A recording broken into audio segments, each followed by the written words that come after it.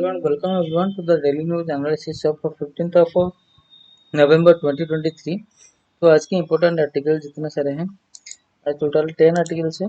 तो पहले one by one देखते हैं। Wholesale prices remain in deflation zone in October, then breeze to no higher, the Qatar death row and India's options, the economy of a world without work, why is the amnesty deal by Spain's government contentious, how does an electric battery work and what are the different types? Then Jaishankar hopes FTA talks will find a sorry, FTA talks will find a landing point. Then Rajnath to attend defense ministers meet in Jakarta. Then center to invite bid for 20 critical mineral blocks. And last जो है what India can export from the राष्ट्रीय विज्ञान पुरस्कार award science का page है। तो पहला है wholesale price remain in deflation zone on October.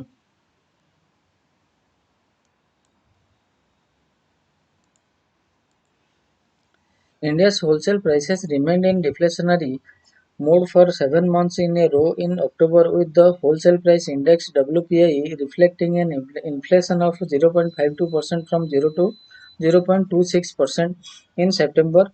Wholesale price inflation stood at 8.4% in October 2022, creating a high base effect for last month's index. On a month-on-month basis, the WPI was up 0.4% in October. The wholesale food index was up 1.07% in October compared to last year, with food prices up 1% sequentially from September levels as well. But the trends within the food basket were divergent, and runaway prices of some items like onions and pulses pose risk to the retail inflation trajectory. While vegetable prices dropped 21%, inflation in paddy and cereals accelerated to 7.5% and 9.4% respectively, and pulses and onion inflation jumped to 19.4% and 62.6% respectively. Food inflation picked up to 6.3%, while milk inflation is 7.9%. Manufactured products prices were unchanged from September levels. Fuel and power prices rose 0.65% from September levels but were 2.5% below last year levels. Crude, petroleum and natural gas inflation stood at minus 2.2% in October. The negative rate of inflation in October 2023 is primarily due to fall in prices of chemicals and chemical products, electricity, textiles, basic metals, food products, paper and paper products, etc. As compared to the corresponding month of the previous year, the Commerce and Industry Ministry said. The uptrend in domestic prices of most food items, as well as on an unfavorable base, is projected to lead a turnaround in WPI to a marginal 0.1% inflation in November, said Aditi Nayar, chief economist at ICRA. The next है breeze to no hire. 2 weeks after abstaining from a UN General Assembly UNGA resolution that called for a ceasefire in the Israel strikes on Gaza, India voted in favor of 5 of the 6 annual draft resolution at the UNGA's fourth committee that criticized Israel for increasing settlements in occupied territories, was in favor of Palestine's rights to home and property, and supported the UN refugee and work agencies UNRWA operating in Gaza. The official explanation of the votes and as a routine affirmation of India's traditional policy has only added to the confusion over the government's stand on crisis. Its explanation of vote in the original UNGA resolution in October said that India could not vote for a resolution that did not include an explicit condemnation of the October 7 attack by the Hamas. However, none of the 6 resolutions, including one in which India abstained that discussed Israel for rights violation actually referred to October 7 attacks. These were instead identical to resolutions that India had voted for before, and neither India nor any other country at the fourth committee deliberations posed amendments. The Israel envoy, in fact, demanded a rejection of the anti-Israel resolution as they did not contain references to the current situation. Cuba argued that the resolutions were important to vote for, but that they also did not contain references to the more 11,000 Palestinians killed, including 4,000 children, and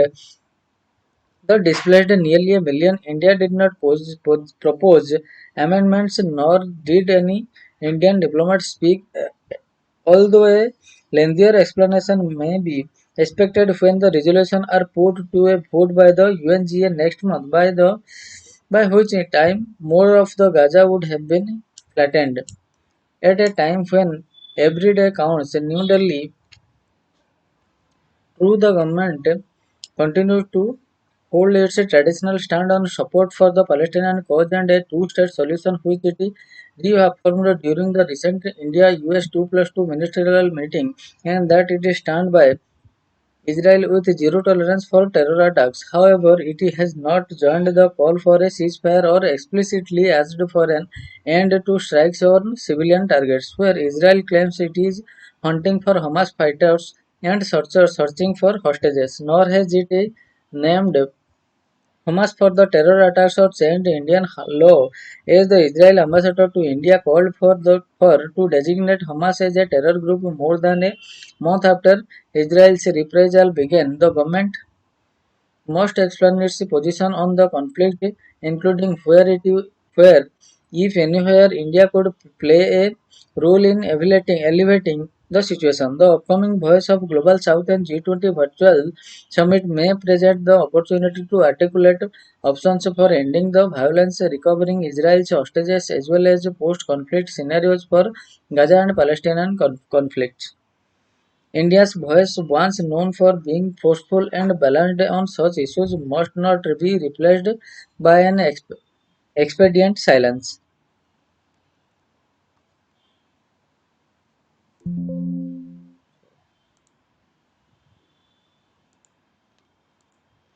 The Qatar death row and India's option.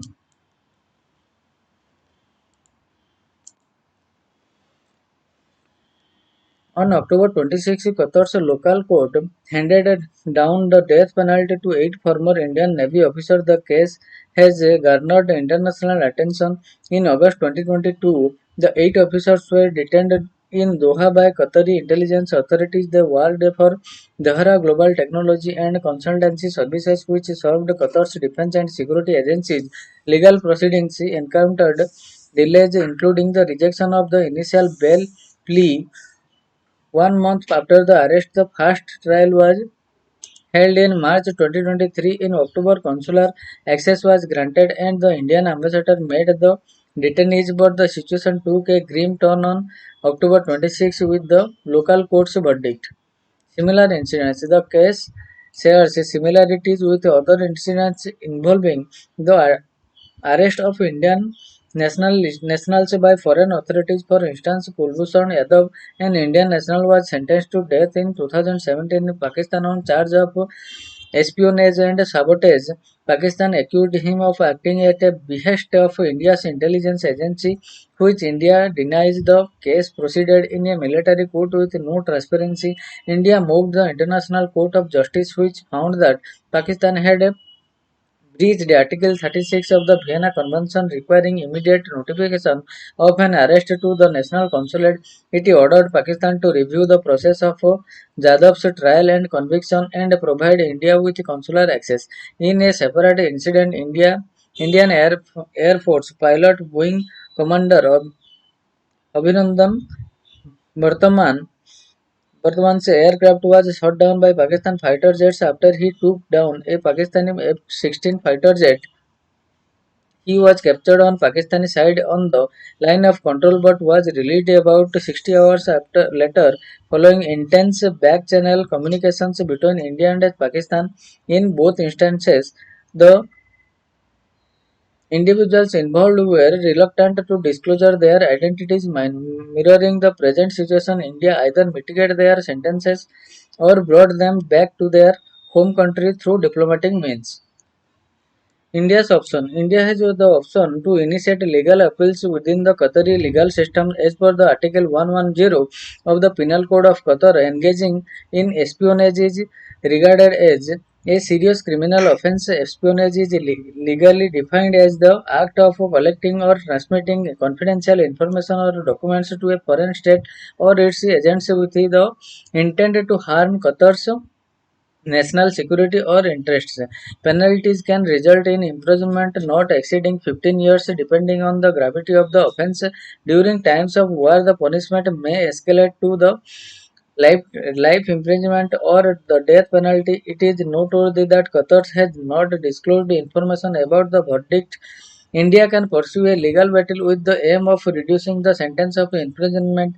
In 2015, India and Qatar signed an agreement pertaining to the transfer of sentenced prisoners. Under the agreement, Indian citizens who are sentenced in Qatar have the choice to serve their prison sentence in their home country. If the legal appeals in Qatar's judiciary do not yield the desired outcome, India could turn to the ICJ as a means of redress. Just as the Jadav's case, there has been a delay in notifying the Indian embassy here too. The Vienna Convention on Consular Relation provides the framework for consular relations between sovereign states. Article 36 of the convention is central to this case as it deals with the communication and contract with the nationals of the sending state. The convention's optional protocol grants the ICJ compulsory jurisdiction over disputes arising from its interpretation or application as mentioned earlier.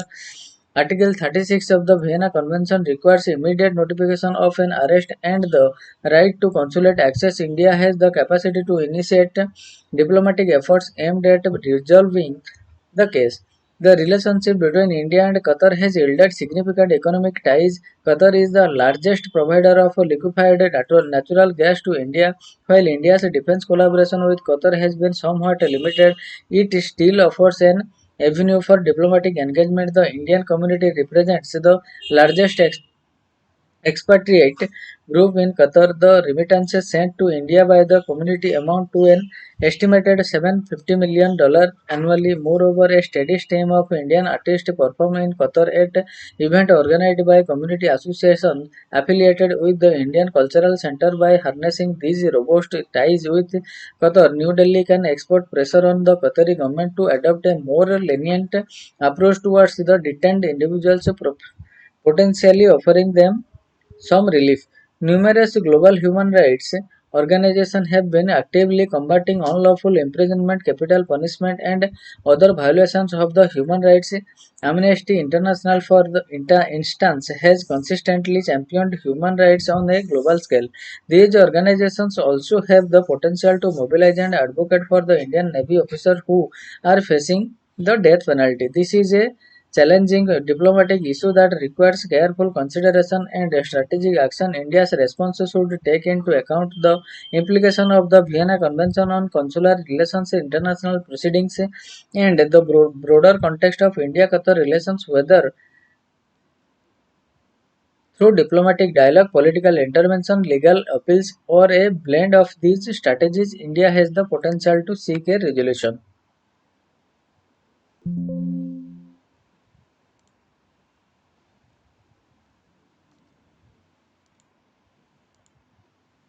Next है the economy of a world without work. The economy of the world without work.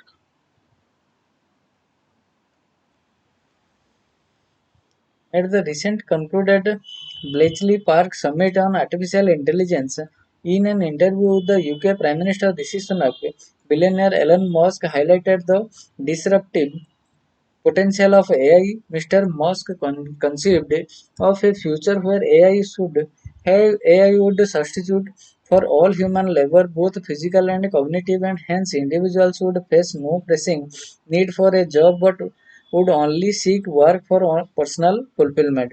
While AI may substitute for certain jobs, it generates new jobs in return. For instance, AI programmers a future where AI has eliminated the need for all the forms of work in one, where AI has become self-aware, where AI software can not only take on the task it was designed for, but can also design AI to undertake new tasks and operate and maintain itself. Such a future may be theoretically possible but practically improbable. The need for the work. A world without work may not be probable, but it is it desirable? The history of economic thoughts reveals different ways in which a human relations with work has been theorized. Here, one looks at thinkers with a diametrically opposite views on the nature of the work. John Maynard Keynes and Karl Marx. Keynes was a liberal thinker who extolled capitalism but wished to save it from its worst excess. He believed that at its heart, work represented a form of drudgery, and a world in which the hour of work would be reduced was one that unequivocally increased welfare. Keynes theorized that technological changes under the capitalism would eventually lead to a reduction of working hours. Mr. Musk's comment can be seen as an extension of Keynes' thinking, where improvements in technological change, if taken to its theoretical extreme, could eliminate the need for work altogether, representing an unambiguous positive outcomes. Karl Marx had a more nuanced analysis. For him, the essential of humanity lies in our ability to materially manipulate nature. Work therefore provides meaning to human life. The problem arises within the economic system of capitalism, as the product of human labor is not the laborers to enjoy, but is seen as the property of capital to dispose of in the market for profit. Capitalism is in this reading causes humanity to lose touch with the one activity that provides self-fulfillment. In contrast to Keynes' view, the elimination of work does not imply an elimination of drudgery, but the elimination of only activity that gives human life meaning. In Marx's view, the ideal state is not one where AI replaces human labor, but where individuals can utilize AI to enjoy and elevate their work without it being appropriated by someone else. The impact of AI on economy. One may disagree with Keynes' notification that decreasing working hours will always increase welfare for the world does provide valuable social network for many. At the same time, one can critique Marx's view of humanity finding meaning through work, for it does not allow us to conceptualize any kind of future without work at the center. Yet the views of the above thinkers reveal an important problem in the current discussion around AI. The neglect of the economic system assumes a situation where AI has advanced to the point that it is capable of substituting all kind of labor under our current system of capitalism. The only way an individual can access material resources such as food and shelter is through income derived from work. In such a system, a world without work does not imply a world without a drudgery, but one where individuals who cannot find work cannot access basic resources. One can make the caveat, as Mr. Musk has, that work would be available for those who desire it for personal reasons. However, in a capitalist world, labor has no choice but to seek out work if they are to feed and clothe themselves. The world as sketched out by the mosque cannot emerge under the modern day capitalism. A world without work. Imagine an economy where a part of the surplus generated in the productive sphere, where AI is the only productive factor, is transferred to human individuals to meet their basic needs. There is nothing wrong, of course, with postulating such a world, but this is not a capitalist world. It is a world with very different institutional arrangements regulating production and distributions. One where a universal basic income is a major source of income and not wage labor. This throws up several important questions such as what determines the amount of individual receives, what determines the division of net products between those who own the machines and those who do not, and what determines the division between future growth versus current consumption. More importantly, is our current society open to devising new institutional arrangements to bring such a future to fruition, given that the current system has led to the emergence of rising inequality and a powerful billionaire classes, a situation where AI regime supreme may never come to pass, and no one may dismiss this article as speculative fictions, yet the world economy will face disruptions, and it is imperative for us to fully understand the nature of these challenges. The impact of technological innovation cannot be seen in isolation for prevailing economic institutions.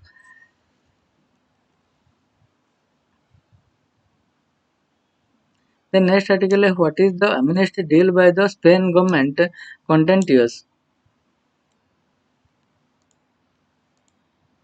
Spain's socialist PSOE government struck a contentious amnesty deal on November 9 with the headline Airline Catalan Separatist Party Together for Catalonia to enable another 4-year term for caretaker Prime Minister Pedro Sanchez.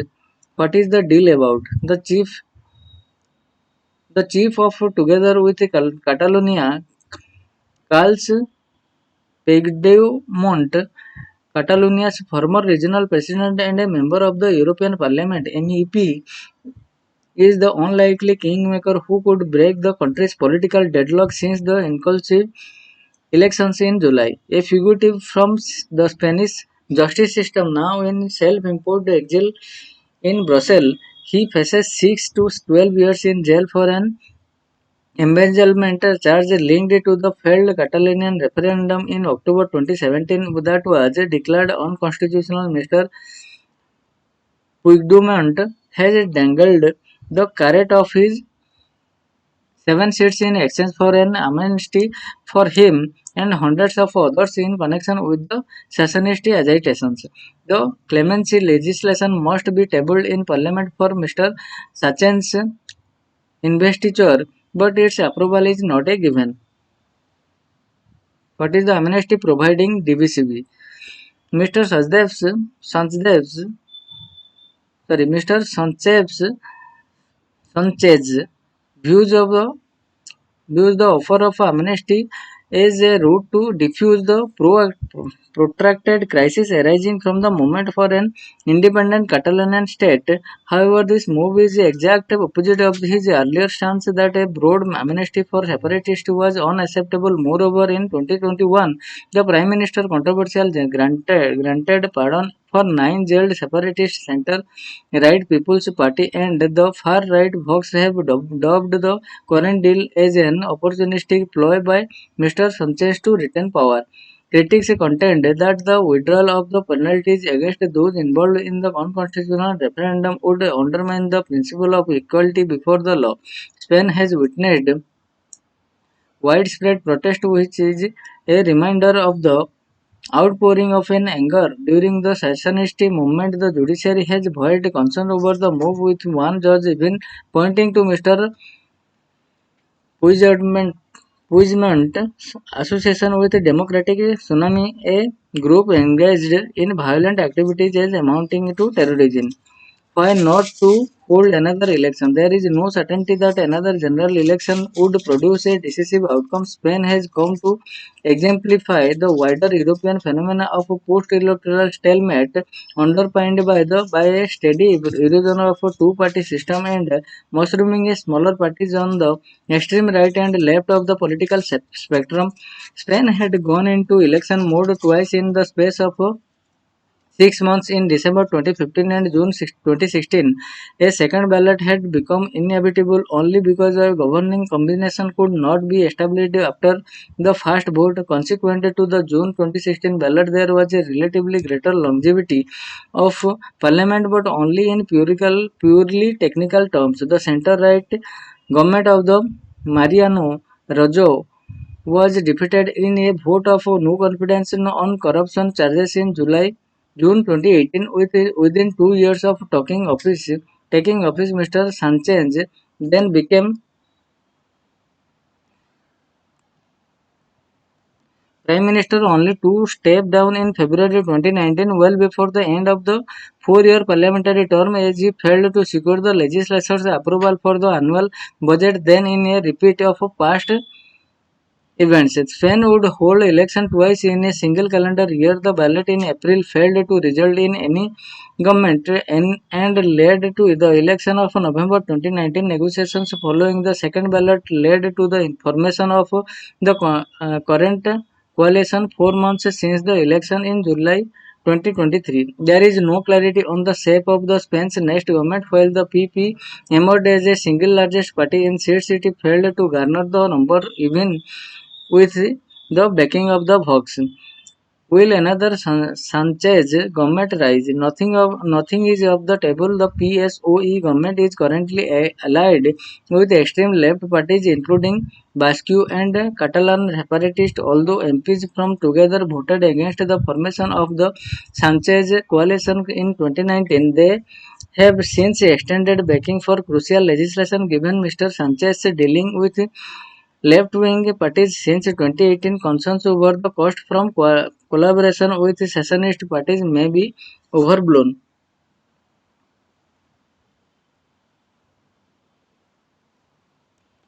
And next article is how does an electric battery work and what are the different types?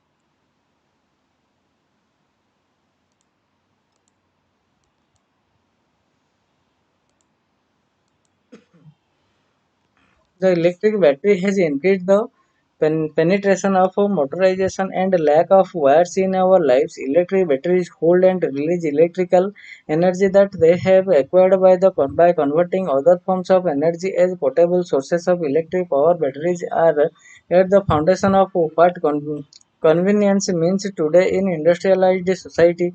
Innovations to improve the efficiency with which they handle electric energy with will determine what such convenience as well as sustainability means tomorrow.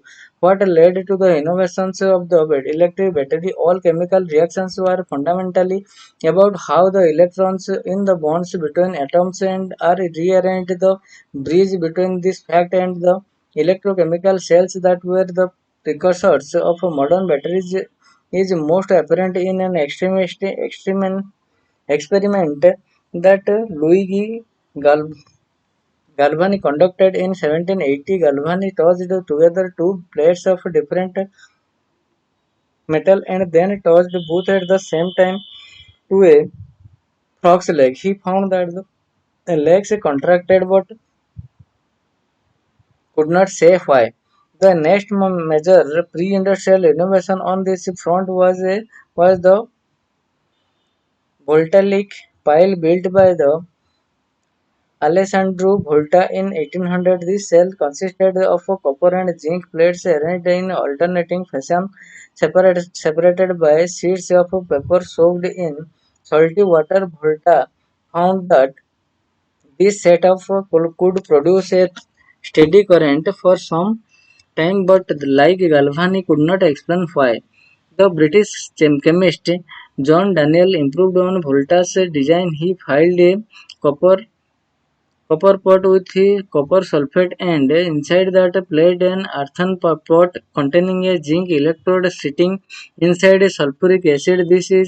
This more sophisticated setup could produce an electric current for an even longer duration than in the early 19th century. Michael Faraday worked out why these cells worked the way they did and named its various components and anode, cathode and electrolyte, etc.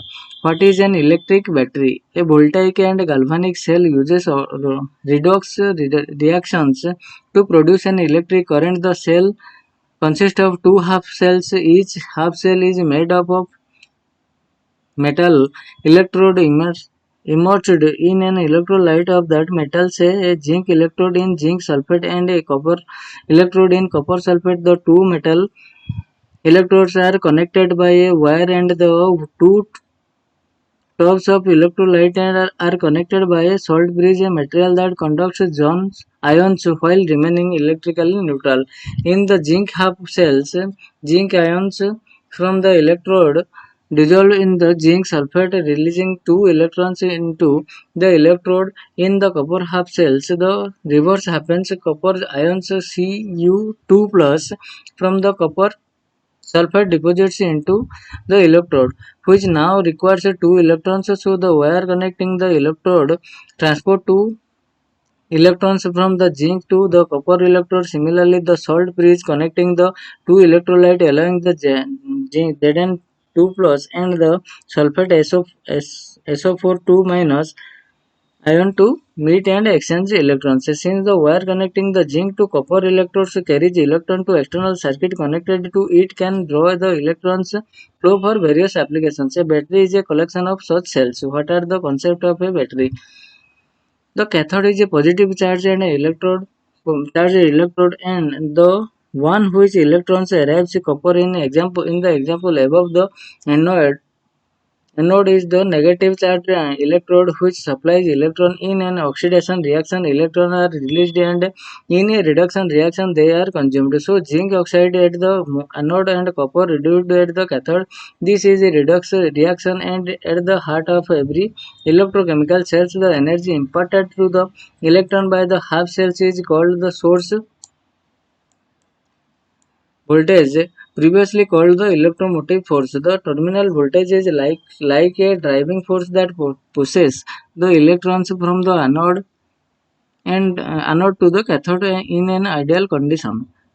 The source's voltage is equal to the terminal voltage. The higher source voltage, the greater the cell's electrochemical potential. For example, nickel cadmium batteries and zinc copper cells have voltage of 1.2 V and 1.5 V respectively, whereas lithium ion cells have more than 3 V. A well-known problem that disgrades the performance of electrochemical cells is corrosion. For example, in humid condition, what droplet can condense on the electrodes. If atmospheric carbon dioxide levels are high, the water can combine with the gas to produce carbonic acid, which can corrode the electrode. Another source is a galvanic erosion, whereby the one of the electrodes in a cell dissolve faster into the electrolyte over the time because it is more reactive. Before the less reactive electrode start to erode. For example, in a non-rechargeable carbon zinc battery, zinc electrode preferentially as the battery is used. In the late 18th century, the British Navy found that in wooden ship with the copper plating nailed to the hull for protection. The plating was intact, but the hard became detached from the hull because the iron nail had turned to paste. This is because the nails had preferentially eroded due to galvanic corrosion with seawater as electrolyte. What are the type of batteries? The two batteries that are often on the news these days are the lithium ion battery and the batteries used in the electric vehicle. The lithium-ion battery won the developer of its foundational principle the Nobel Prize for Chemistry in 2019, a testament to the revolutionary impact it has had in 20th and 21st century. The battery is a voltaic as well as an electrolytic cell. A voltaic cell converts chemical energy to electric energy. An electrolyte cell converts electrical energy to chemical energy. A battery that can do both is thus rechargeable. In a lithium-ion polymer cells used in smartphones, a lithium metal oxide is the cathode and graphite is the anode. The electrolyte is a semi-solid polymer gel. Micro porous polyethylene is used to separate the two half cells. The basics are as follows. In the voltaic phase, lithium oxides to lithium plus in an anode. In the anode and releases an electron. The electron moves via external circuit to the cathode, whereas the lithium plus moves via the electrolyte to cathode. There, the ion slips between the layer of carbon sheets and that graphite is made up in a process called intercalation. In the electrolyte phase, an overvoltage is applied to the cell so that it charges and the lithium plus moves from the graphite to intercalate in the metal oxide. Getting ready for the next discharge. Lithium-ion batteries are an important research focus worldwide with a large variety of batteries with different configurations and different pros and cons. These batteries can also be used to power EVs. For example, the P85 battery used in Tesla's Model S cars consists of 18,650 lithium-ion cells weighing half a ton in all with an energy output of 80-90 kilowatt hour. Other sources of electric power in motor vehicle include fuel cells, of which, like lithium-ion batteries, there is a large body of research and variety. Hydrogen fuel cells are also of a great interest today. At the anode, a catalyst separates hydrogen into proton and the electron. The electrons flow through an external circuit and the protons through the electrolytes. Both the cathode at the cathode, the particles react with oxygen from the air to create heat and water. A cell like this will work as long as hydrogen is supplied and is expected to be a key component of hydrogen economy. In January 2023, the Indian government approved the 19,744 crore rupees National Green Hydrogen Mission to make India a global hub to utilize and export green hydrogen. Then next is Jaishankar hopes FTA talks will find a landing point. As India and UK continue to negotiate a trade agreement which was initially supposed to be ready by Deepavali of 2022, External Affairs Minister S. Jaishankar has said that he hoped the two countries will be able to find a mutually beneficial landing point for the deal and that the Free Trade Agreement or FTA is today very much to focus of what the Indian and British system are negotiating and where we hope that we will find a landing point which will work for both of us. Mr. Jaishankar told an audience at the Deepavali Diaspora reception on Monday evening in London, where the External Affairs Minister is on an official visit. Reframing ties. Mr. Jaishankar said that the UK and India were trying to reframe their relationship and highlighted Agenda 2030. A roadmap to 2023 was announced by Prime Minister Narendra Modi and then UK Prime Minister Boris Johnson in May 2021 that seeks to elevate the partnership across multiple domains, including connectivity, defense, health, trade, and climate actions. Mr. Jaishankar said Indian and British interests converge very clearly across a range of issues, and the more the two countries work with each other, they find greater comfort in doing so. He gave credit to the UK as he has done with the US for helping India conduct a successful G20 summit in September this year. Mr. Jaishankar also cited the example of India and the UK working together on vaccines during the COVID-19 pandemic. India's High Commissioner to the UK,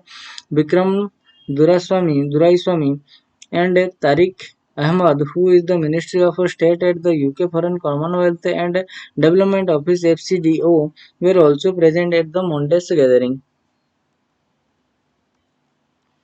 Then next, Rajnath attend Defense Ministry meet in Jakarta. Defense Minister Rajnath Singh will pay an official visit to Jakarta on Thursday and Friday to attend the 10th Association of Southeast Asian Nations Defense Ministers meeting plus ADMM plus and will address the forum on regional and international security issues. The ministry said on a Tuesday Indonesia is hosting the meeting as the chair of ADMM Plus. The meeting comes at a time of escalated fighting in Myanmar with Myanmar refugees coming into Mizoram in India. On the sidelines of ADMM Plus, Mr. Singh will hold bilateral meetings with the defense minister of the participating countries and discuss defense cooperation matters to further strengthen mutually beneficial engagement, the ministry said in a statement. The ADMM in the is the highest defense consultative and cooperative mechanism in ASEAN. The ADMM Plus is a platform for the ASEAN's membership states Brunei, Cambodia, Indonesia, Laos, PDR, Malaysia, Myanmar, the Philippines, Singapore, Thailand, and Vietnam, and its 8 dialogue partners India, the US, China, Russia, Japan, South Korea, Australia, and New Zealand to strengthen security and defense cooperation. India became a dialogue partner of the ASEAN in 1992, and the inaugural ATMM Plus was convened in Hanoi, Vietnam on October 12, 2010. Since 2017, the ADMM Plus ministers have been meeting annually to bolster the cooperation among the ASEAN and the Plus countries. Then center to invite bids for 20 critical mineral blocks. The government will invite bid for 20 critical mineral blocks including lithium and graphite mines in the next 2 weeks. Mines Secretary V.L. Kantha Rao told reporters here we are almost ready to issue the auction notice, and in 2 weeks the time we will be issuing a notice for auctioning about 20 blocks that are related to critical minerals like lithium and graphite. He said the secretary said 10-12 players in the country have the technology to produce and process critical minerals. Post this auction notice, he said stakeholders will be brought together and a national level strategy on mining and processing of critical minerals will be made. Last month, the center had approved royalty rates of 3% each for lithium and niobium at 1% and 1% for rare earth element. Critical minerals have become important for the nation's economic development and national security. Lithium and REE have gained significance, keeping in mind India's commitment to energy transmission transition and achieving net zero emission by 2070. Then आज का last जो article है, what India can expect from the राष्ट्रीय विज्ञान पुरस्कार award.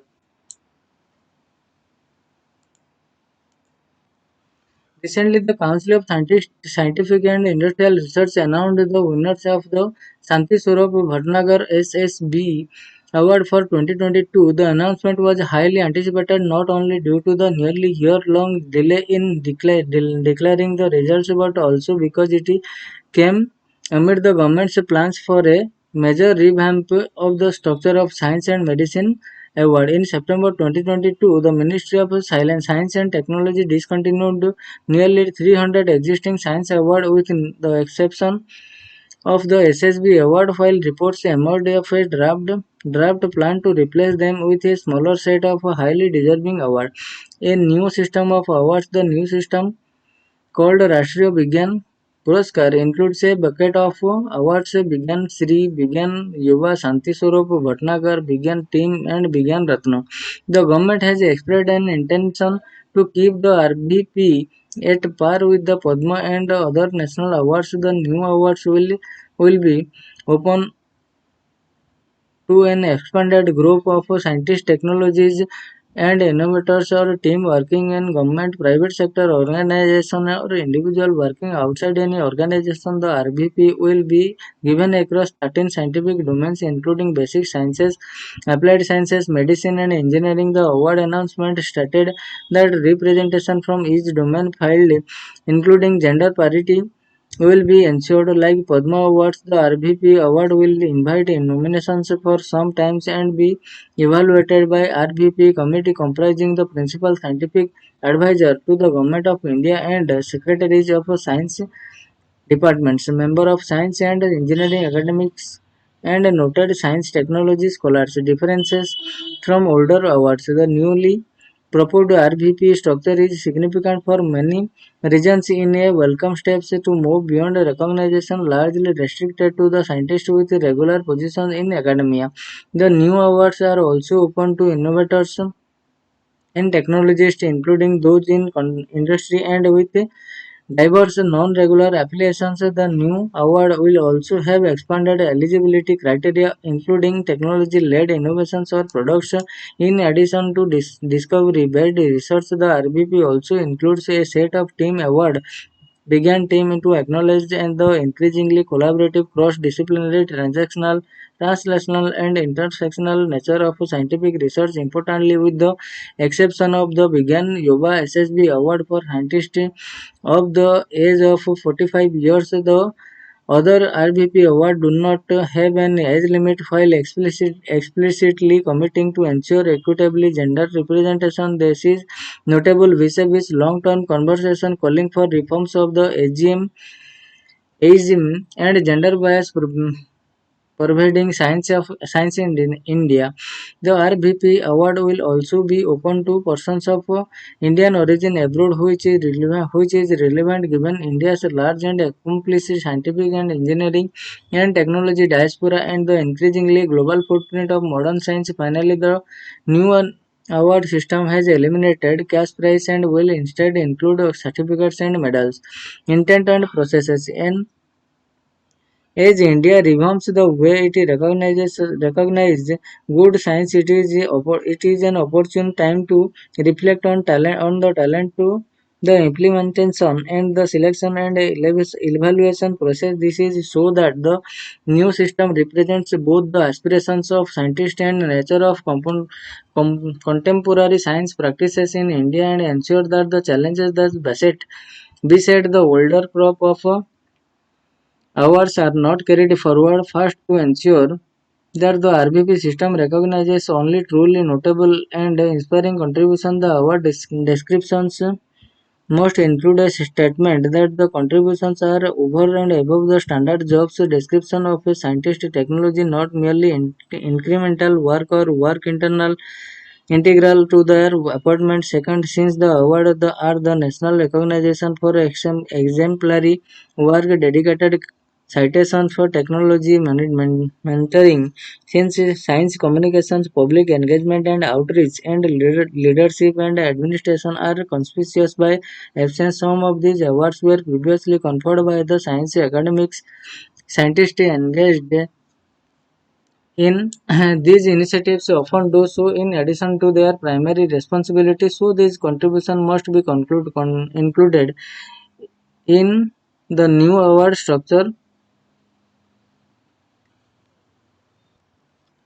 preferably as separate categories or at least weighed upon at the time of selection. Third, the age limit of 45 years of the began Yuba SSB for young scientists is a serious challenge to the new system own commitment to ensure gender parity in their else erstwhile versions with the same age limit.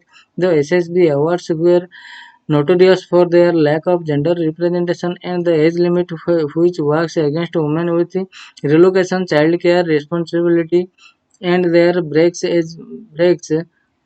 was a big reason why. So the begin with the SSB awards definition of a young scientist must be reconsidered based on say the number of years since a candidate held an independent position, or it must offer eligibility extension based on personal consideration as the EMBO gold medal does. Otherwise it could erect its own systematic barrier to ensure gender parity, a potential blueprint. Fourth, when the RBP award process is implemented, the selection process must adhere to the predetermined timelines, provide a public list of shortlist applicants, and include gender balanced and diverse selection committee, international jury member, and a non-partisan jury member, a non-scientist, preferably to make sure the selection is fair. Fifth, the new award system must pledge to continuously seek to ensure, in addition to gender parity, the proper socio-economic and demographic representation among awardees and account for contribution made in the face of the serious systematic social challenges and or constraints and considerations related to the workplace. Finally, while some have questioned the need for awards for scientists at all, we in India lack the data to make these decisions. In any case, continuously evaluating the impact of new award system on subsequent scientific work, the growth of topics and fields, the effects of role models on diversity and inclusivity in science in India, the science temper of the country at large will be useful. With these aspects in place, this is an opportunity for the RBP award to become a blueprint for an expansive, inclusive and transparent award system that can be adopted by the scientific ecosystem to in other countries as well. So friends, this is all for today and we will meet from tomorrow onwards with new news articles from the Hindu newspaper. So till then, thanks a lot.